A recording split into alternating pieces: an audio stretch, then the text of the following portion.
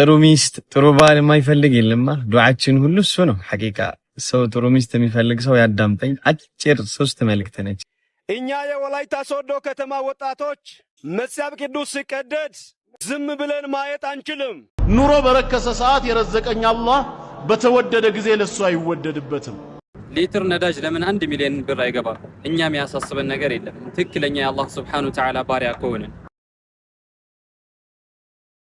ጥሩ ሚስት ጥሩ ባል የማይፈልግ የለማ። ዱዓችን ሁሉ እሱ ነው። ሐቂቃ ሰው ጥሩ ሚስት የሚፈልግ ሰው ያዳምጠኝ። አጭር 3 መልእክት ነች። የመጀመሪያው ጥሩ ሚስት የሚፈልግ አሉ አንድ ሼክ ሲመክሩኝ፣ ጥሩ ሚስት የሚፈልግ ሰው አንተ ከሆነ ሷሊሐን፣ የመጀመሪያ ራስ ሷሊህ መሆን አለበት፣ ጥሩ መሆን አለበት። ጥሩ ለጥሩ አይደል? ሰው ጥሩ መሆን አለበት። ሁለተኛ ወላሂ ዱዓ ነው አሉ ለይለን ወነሃራ፣ በስጁዳችሁ በቂያማችሁ ዱዓ አድርጉ። ጥሩ ሚስት የምትገኘው በዱዓ ነው። ለምን? ጥሩ ሚስት አሉ አዘልየን ገና አላህ ሲፈጥራት ሀብታም ነች። 2 ማህፀኗ ሰዒድን ሷሊሖችን ሰዒዶችን ነው የምትወልደው። 3 ደግሞ ወአንተ ተሰደቀ ቢስሚሃ ገና በማታቃት ሚስትህ ሰደቃ ልትሰጥ። 5 10 አላሁ ሷሊህ ሚስት ሰጠኝ ብለህ ሰደቃ ሰጣሉ። እኔም እያደረኩ ነው። እናንተም ምናልባት ሰምታችሁ እቺን አድርጋችሁ አጥብቃችሁ ይዛችሁ የምትፈልጉትን ይሰጣችኋል። ሰው መልእክቴን ይሄ ዱዓ ይሄ መልእክት ለሚገባው በሙሉ አድርሱልኝ። አላህ ይስጣችሁ። ኑሮ በረከሰ ሰዓት የረዘቀኝ አላህ በተወደደ ጊዜ ለሱ አይወደድበትም። ስለዚህ ምን ግዳለኝ? ለምን 1000 አይገባም ማለት የኔ ኃላፊነት አይደለም። ምናልባትም የኑሮ መወደድ ኢባዳዬ ላይ የከፈትኩት ክፍተት ካልሆነ በስተቀር ምን አገባኝ ነው።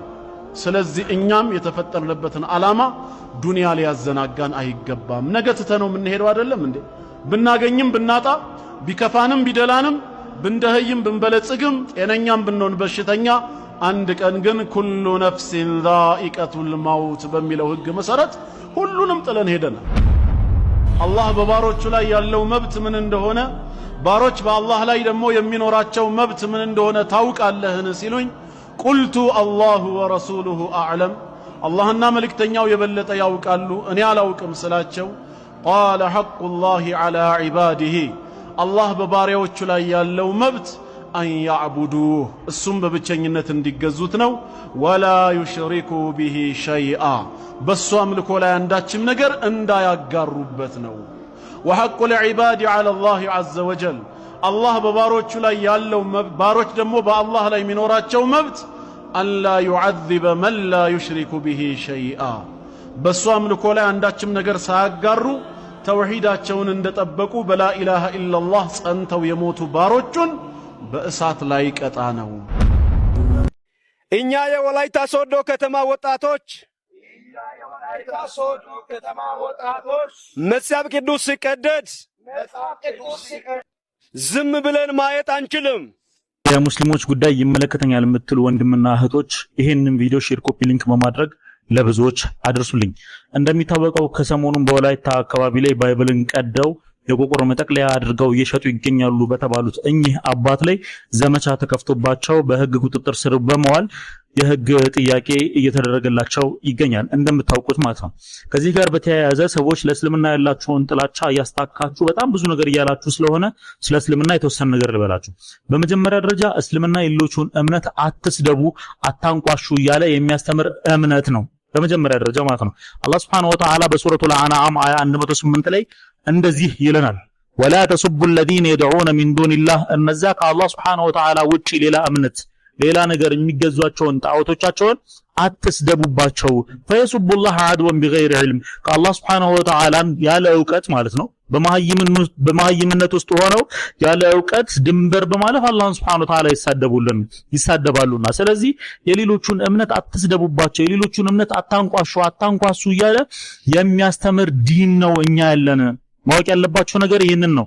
አንደኛ ይሄን ወቁ። ሌላኛው አላህ Subhanahu Wa Ta'ala በቁርአን ውስጥ እንደዚህ ይለናል፣ ادعو الى سبيل ربك بالحكمه والموعظه الحسنه وجادلهم بالتي هي احسن።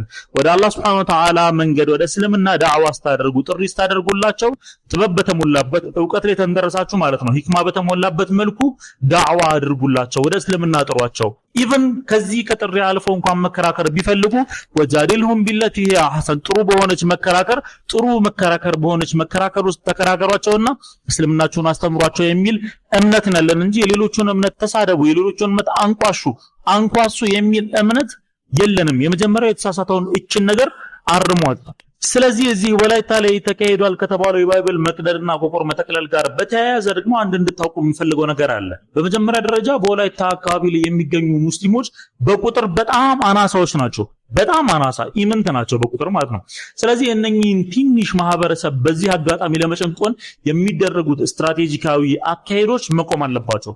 ለምሳሌ አቶ ቢኒያም በቀለ የተባለ ፓስተር ምን ይላል እዚህ ላይ የባይብል በወላይታ ዞን ውስጥ በወላይታ አካባቢ ውስጥ ተቀዶ ዝም የሚል ወጣት ካለ ክርስቲያን አይደለም፣ ለእግዚአብሔርም ለሕግም እንጮሃለን፣ ከዛ በኋላ ደግሞ አስፈላጊውን ዋጋ ለመክፈል ዝግጁዎች ነን እያለ ሰዎች እስልምና እምነት ተከታዮች ላይ እንዲዘምቱ ሙስሊሞቹ ላይ እንዲዘምቱባቸው እያደረገ ቅስቀሳ እያደረገ ይገኛልና እንደዚህ አይነት ተግባርም መቆጠብ መቻል አለባችሁ። ባይብልን በመቅደድ ለቆቆር መጠቅለያነት ተጠቅመዋል የሚለው ነገር እውነት ለምን እንደማይመስለኝ ልንገራችሁ። በመጀመሪያ ደረጃ ባይብልን በውድ ዋጋ ገዝቶ ለቆቆር መጠቅለያነት ከማዋል ይልቅ ያረጁ ወረቀቶችን፣ መጽሔት፣ ጋዜጣ፣ የተለያዩ ነገራቶችን ገዝቶ በመጠቀም ትርፍን ከፍ ማድረግ እየተቻለ በውድ ብር ባይብልን ገዝቶ ለቆቆር መጠቅለያነት ለቢዝነስ ስትራቴጂ ይሆናል ብዬ አላስብም። አንደኛ።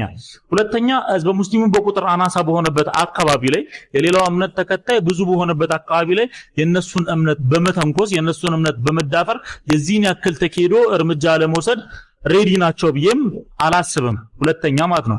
ሶስተኛ አቶ ቢኒያም በቀለ የተሰኘው ይህ ፓስተር ህዝበ ሙስሊሙ የመስጂድ ግንባታ የሚጠይቅባቸው አካባቢዎች ላይ እየሄደ ሽብርተኝነት ነው፣ አክራሪነት ነው፣ በሃይማኖት የተገነባቸውን ከተማ ለሃይማኖት ግጭት ለመበጥበጥ ነው፣ የሽብር ቀጠና ለማድረግ ነው ምናምን እያለ እነኚህም ፖስቶች ሲደሰኩር ይታያል። ስለዚህ ይህንን የምታደርገው አካል እባክህ አንተም የሚመለከትህን የሃይማኖት ሰበካህን በሰላማዊ መንገድ ብትሰብክ ይሻላል እንጂ ሃይማኖትን ከሃይማኖት ሰውን ከሰው አገርን ከሀገር ለማበጣበጥ የምታደርገውን ነገር ብታቆም መልካም ነው ብዬ አስባለሁ።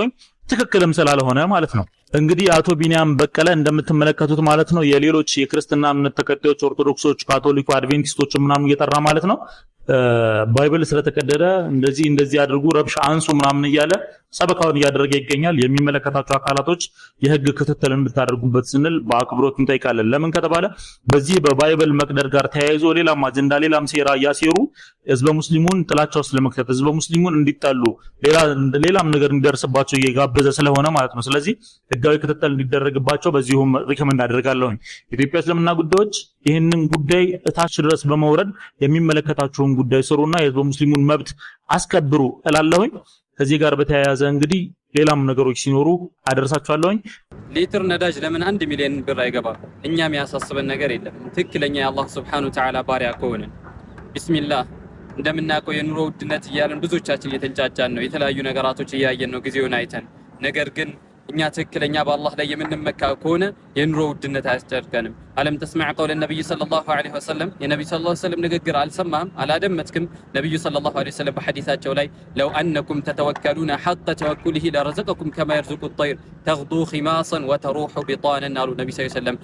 እናንተ እኮ በአላህ ላይ ትክክለኛ የሆነ መመካትን ብትመኩ ኖሮ ልክ አዋፋቶችን እንደሚረዝቀው ይረዝቃችሁ ነበር። አዋፋቶች በባዷቸው ተወጥተው እንዲሁም ደግሞ ያለምንም ገንዘብ ያለምንም እንትን ሆዳቸው ሞልተው ይመለሳሉ አሉ። እንዲሁም ደግሞ ወለው አነኩም እናንተ እኮ ብትሆኑ ተፊሩነ ሚነ الذنوب ከወንጀላችሁ የምትሸሹ የምታመልጡ ቢሆኑ ከማ ተፊሩነ ሚነ الاسد ልክ ከአንበሳ እንደምትሸሹት ሁሉ ከወንጀላችሁ ብትሸሹ ኖሮ ለደخلتم ጀነት ትገቡ ነበር بغير حساب ያለምንም መጠየቅ ያለምንም ሒሳብ ጀነትን ትገቡ ነበር ይላሉ። ስለዚህ በአላህ ላይ ከተመከን የኑሮ ውድነት አያሳስበንም። አላህ Subhanahu Wa Ta'ala በሱ ምን መከባሪዎች አላህ ያድርገን። ብዙዎቻችን ዱንያን አባራሪን እና አይደለ ዱንያ ስናባረራት የምትመጣልን ነው የሚመስለን። ማለትም በቃ ዱንያን ሁበን ሸዲዳ በጣም የሆነ ብርቱ የሆነ መውደድን ስለምንኖር ማለትም ሪዝቅን በጣም ካልመጣየልን ሙጥኝ ስለምንል ገንዘብ ስለምናባረር ገንዘብ የሚመጣ ይመስለን ነው ወደኛ ማለት ነው። ነገር ግን ያላህ መልእክተኛ አለይሂ ሰላቱ ሰላም እንደዛ አይደለም ዱንያ ለና ወደ እናንተ የምትመጣው ይላሉ ያላህ መልእክተኛ አለይሂ ሰላቱ ሰላም። ለው አነ ኢብነ አደም አሉ የአደም ልጅ ቢሆን ሀረበ ሚን ሪዝቂሂ ከሪዝቁ ቢሸሽ አሉ ከአላህ Subhanahu Wa Ta'ala ከሚሰጠው ሲሳይ ወይም ከሪዝቁ ቢሸሽ ከማ ያህሩቡ እንደሚሸሸው ሚነል መውት ከሞት እንደሚሸሸው ልክ ከሞት ስንሸሽ የለም አሙን መሞት አንፈልግም። ለአድራከሁ ሪዝቁ ይመጣለት ነበር ከማ ይድሪኩሁ الموت ሞት ፈልጎት እንደሚመጣው ሞት አሁን የትም ቦታ ብንሆን የትም ስፍራ ብንሆን አይቀርልንም አይደለ? አላህ Subhanahu Ta'ala የትኛውም ስፍራ ብትሆን ሞት እዛ ይመጣችኋል ብሎ ሪዝቅም እኛ በሽሸነው ቁጥር አላህ Subhanahu Ta'ala ያመጣልን። ያ ማለት ሰበቡን አታድርሱ ማለት ሳይሆን የሆነ ገንዘብ ያለን ልባችንን ሁሉ ነገራችንን ለዱንያ መስጠት እንደሌለብን እየነገሩን ነው ማለት ነው ያላህ መልእክተኛ አለይሂ ሰላቱ ሰላም። እና ዱንያን በኪሳችን አኺራን በልባችን ነው ማድረግ ያለብን። ዱንያን ደግሞ ሁሉ ጊዜ ይሆናል አይደለ? በሷ ፍቅር ተጠምደን አላህ Subhanahu Ta'ala ካዘዘን ትእዛዝ መራቅም የለብንም። አላህ Subhanahu Ta'ala ባዘዘን ቦታ እየሄድን ከዛ በኋላ ሰበብ ማድረስ ብቻ። ከዛ ውጭ ግን እንደዚህ ካልሆነ ምናምን ብለን ያገኘን ራሱ ሆዳችን የማይሞላ አይነት ከሆነ ዱንያ እየሸሸችን እንጂ እየቀረበችን አትመጣም ለማለት ነው። አላህ ይحفظكم። ሰላም አለይኩም። አንድ ሰው ራሱን የገደለ ቃትል ነፍስ ይሰገድለታል? ሰላተል ጀናዛ እንሰግድለታለን? ብዙ ሰዎች ምን ይላሉ? እንደ ቃትል ነፍስ እኮ አይሰገድለትም። እሺ እንዴት አይሰገድለትም? ቃትል ነፍስ ራሱን የገደለ እኮ ትልቅ ወንጀል ነው።